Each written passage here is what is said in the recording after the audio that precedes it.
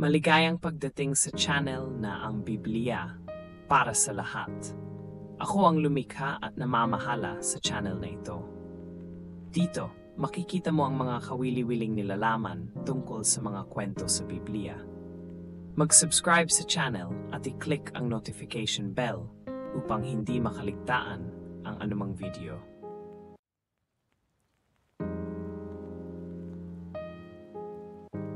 Noong unang taon ng paghahari ni Cyrus sa Persia, tinupad ng Panginoon ang kanyang sinabi sa pamamagitan ni Jeremias. Hinipon niya ang puso ni Cyrus para gumawa ng isang pahayag, isinulat ito at ipinadala sa buo niyang kaharian. Ito ang mensahe ni Haring Cyrus ng Persia. Ibinigay sa akin ng Panginoon, ang Diyos ng kalangitan, ang lahat ng kaharian dito sa mundo at pinagkatiwala niya sa akin ang pagpapatayo ng templo para sa kanya roon sa Jerusalem na sakop ng Juda. Kayong lahat ng mamamayan ng Diyos, bumalik na kayo sa Jerusalem at muli ninyong ipatayo roon ang templo ng Panginoon, ang Diyos ng Israel, na nakatira sa lungsod na iyon. At samahan niya sana kayo. Ang mga natitirang tao sa mga lugar na tinitirhan niyong mga Israelita ay dapat tumulong sa inyong paglalakbay. Magbibigay sila ng mga pilak at ginto, mga kakailanganing bagay, mga hayop at pagtulong na kusang loob para sa templo ng Diyos sa Jerusalem. May mga Israelitang hinipon ng Panginoon para bumalik sa Jerusalem, kaya naghanda silang pumunta roon para ipatayo ang templo ng Panginoon. Kasama sa kanilang mga pinuno ng mga pamilyang mula sa mga lahi ni Juda at ni Benjamin, pati ang mga pari at ang mga Levita. Ang ibang mga tao ay tumulong sa kanila sa pamamagitan ng pagbibigay ng mga gamit na gawa sa pilak at ginto, mga kakailanganing bagay, mga hayop, iba pang mga mamahaling bagay at pagtulong na kusang loob para sa templo. Ibinalik din sa kanila ni Haring Cyrus ang mga gamit sa templo ng Panginoon na kinuha ni Haring Nebuchadnezzar sa Jerusalem at dinala sa templo ng mga Diyos-Diyosan niya. Ipinagkatiwala ito ni Haring Cyrus kay Mithridat na ingat yaman ng kaharian niya. Binilang ito ni Mithridat at ibinigay ang listahan kay Sheshbazzar, ang gobernador ng Juda. Sa kabuuan, may mga 5,400 gamit na ginto at pilak. Dinala lahat ito ni Sheshbazzar nang bumalik siya sa Jerusalem mula sa Babylonia kasama ng ibang mga bihag. Ang kabuuang bilang ng mga bumalik mula sa pagkabihag ay 42,360 maliban sa 7,337 na mga alipin nila at 200 lalaki at babaeng mga awit. May dala silang 736 na mga kabayo, 245 mola, 435 kamelyo, at 6,720 asno. Pagdating nila sa templo ng Panginoon sa Jerusalem, ang ibang mga pinuno ng mga pamilya ay nagbigay ng kusang loob na tulong sa muling pagpapatayo ng templo sa dati nitong pinagtayuan. Nagbigay sila ayon sa makakaya nila para sa gawaing ito at ang kabuang natipon nila ay mga 500 kilong ginto, mga 3,000 kilong pilak at 100 pirasong kasuotan para sa mga pari. Ang bawat isa sa kanila ay bumalik sa kanilang bayan, pati na ang mga pari, ang mga Levita, ang mga awit, ang mga gwardya ng pintuan ng templo at ang mga utusan sa templo. Nang dumating ang ika-7 buwan, noong nakatira na ang mga Israelita sa kanilang bayan, nagtipon silang lahat sa Jerusalem nang may pagkakaisa. Pagkatapos, muling itinayo ang altar ng Diyos ng Israel para makapag-alay dito ng mga handog na sinusunog ayon sa nakasulat sa kautusan ni Moises na kanyang lingkod. Ang nagpatayo nito ay si Jeshua na anak ni Jozadak at ang iba pa niyang mga kasamahang pari at si Zerubbabel na anak ni Shealtiel at ang mga kamag-anak niya. Kahit takot sila sa mga tao na dati nang nakatira sa lupaing iyon, itinayo nila ang altar sa dating pinagtayuan nito.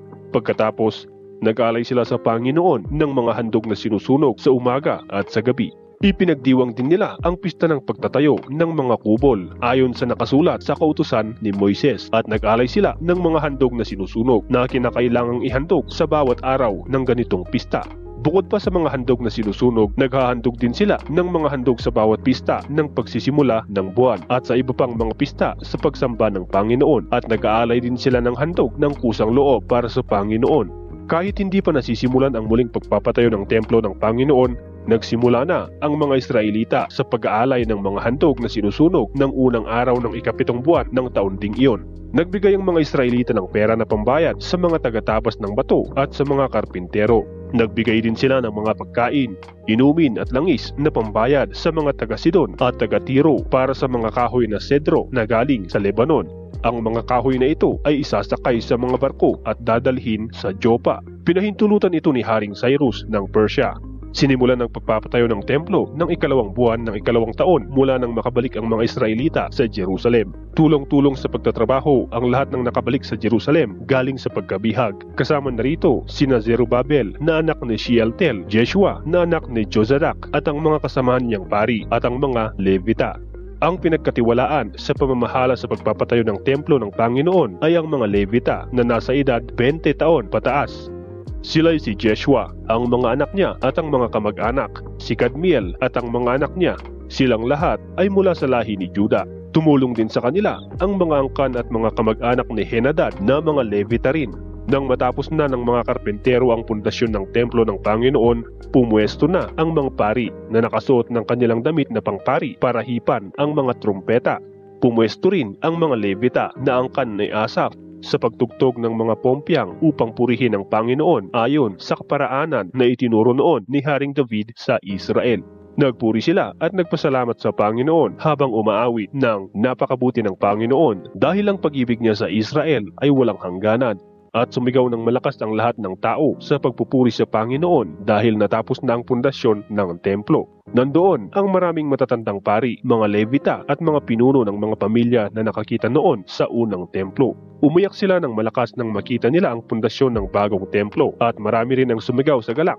Hindi na malaman ang sigaw ng kagalakan at ang tinig ng pag-iyak dahil napakaingay ng mga tao at narinig ito sa malayo. Nabalitaan ng mga kaaway ng mga taga-Juda at taga-Benjamin na muling ipinapatayo ng mga bumalik galing sa pagkabihag ang templo ng Panginoon, ang Diyos ng Israel. Kaya pumunta sila kay Zerubabel at sa mga pinuno ng mga pamilya at nagsabi, "Tutulungan namin kayo sa pagpapatayo ng templo dahil sinasamba rin namin ang Diyos niyo kagaya ng ginagawa ninyo.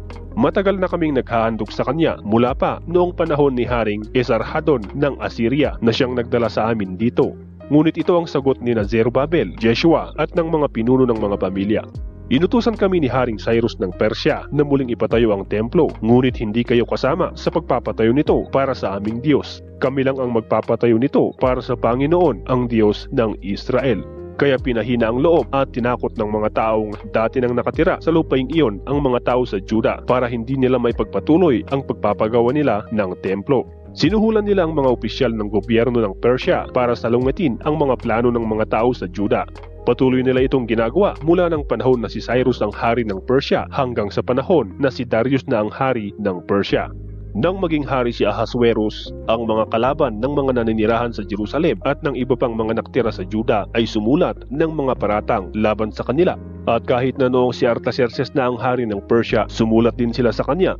Sila ay sina Bishlam, Mithredath, Tabil at ang iba pa nitong mga kasama. Isinulat nila ito sa wikang Aramiko at isinalin ito sa wika ng mga taga-Persya. Sumulat din kay Haring Artaxerxes si Rahum na gobernador at si Shimsai na kalihim laban sa mga taga-Jerusalem. Ito ang nilalaman ng sulat nila. "Mahal na Haring Artaxerxes, una po sa lahat, nangungumusta kami sa inyo, kaming mga lingkod nyo rito sa lalawigan ng kanluran ng Euphrates. Kasama po sa mga mangungumusta ay ang mga kasama naming mga pinuno at opisyal, ang mga tao sa Tripolis, Persia, Erek, Babylonia at ang mga tao sa Susa sa lupain ng Elam. Kinukumusta rin po kayo ng mga taong pinaalis sa kanilang mga lugar ni Osnapar, ang tanyag at makapangyarihan na hari ng Assyria. Itong mga mamamayan ay pinatira niya sa lungsod ng Samaria at sa ibang mga lugar sa kanluran ng Euphrates. Mahal na hari, gusto po naming malaman nyo na muling ipinapatayo ng mga Hudyo ang lungsod ng Jerusalem. Ang mamamayan nito ay masasama at rebelde. Dumating ang mga ito sa lungsod mula sa lugar na inyong nasasakupan. Inaayos na nga nila ang mga pader pati na po ang mga pundasyon nito.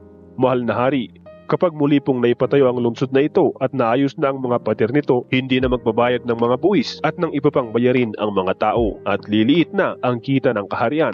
Dahil nga po may tungkulin kami sa inyo, mahal na hari, at hindi po namin gustong mapahiya kayo, ipinapaalam namin ito sa inyo para saliksikin po ninyo ang kasulatang itinago ng mga ninuno ninyo. Sa ganoong paraan, malalaman niyo po ang mga nakatira sa lungsod ng Jerusalem ay rebelde mula pa noon. Kaya nga nilibol ang lungsod na ito dahil naging problema ito ng mga hari at ng mga lugar na gustong sumakop dito. Ipinapaalam lang po namin sa inyo, mahal na hari, na kung muling maipatayo ang lungsod na ito at maiayos na ang mga pader nito, mawawala sa inyo ang lalawigan na nasa kanluran ng Euphrates. Ito ang sagot na ipinadala ng hari. Nangungumusta ako sa iyo, Gobernador Rehum, kay Shimsai na kalihim, at sa inyong mga kasama na nakatira sa Samaria at sa iba pang mga lugar sa kanluran ng Euphrates. Naway nasa mabuti kayong kalagayan.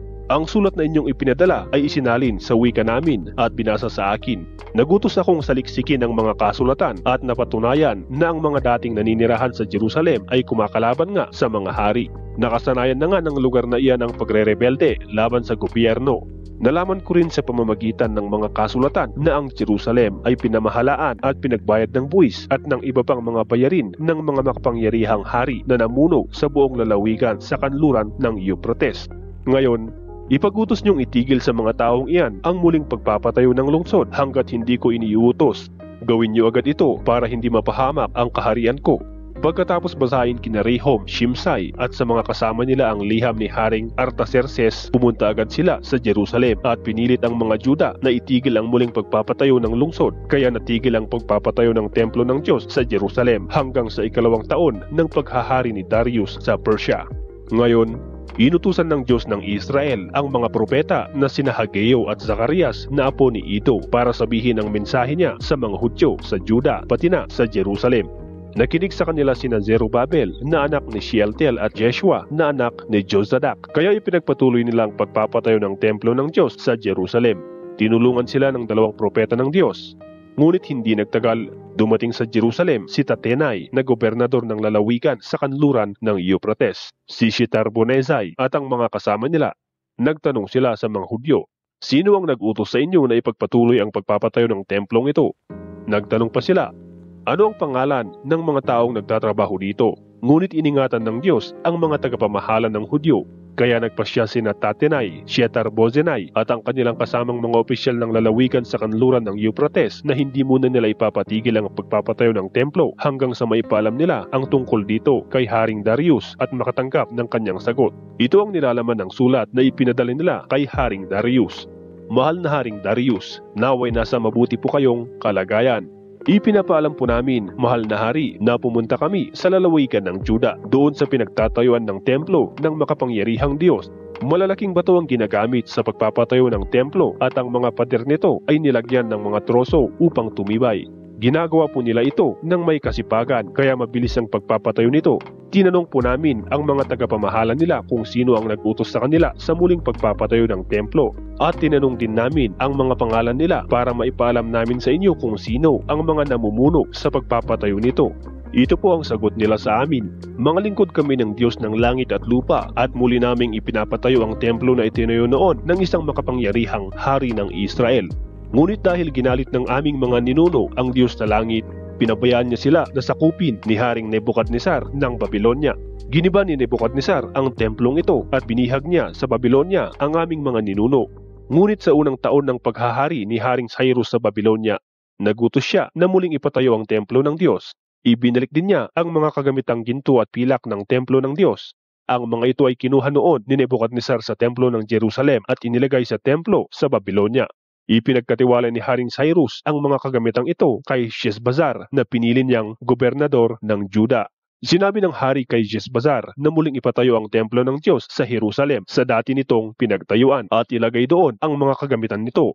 Kaya pumunta si Sheshbazzar sa Jerusalem at itinayo niya ang mga pundasyon ng templo ng Diyos. Hanggang ngayon ay ginagawa pa ang templo, hindi pa ito tapos. Ngayon, kung inyo pong mamarapatin, mahal na hari, ipasaliksik po ninyo ang kasulatan na ipinatago ng mga hari ng Babylonia kung totoo nga bang nag-utos si Haring Cyrus na muling ipatayo ang templo ng Diyos sa Jerusalem. At agad niyo pong ipaalam sa amin kung ano ang inyong pasya tungkol dito.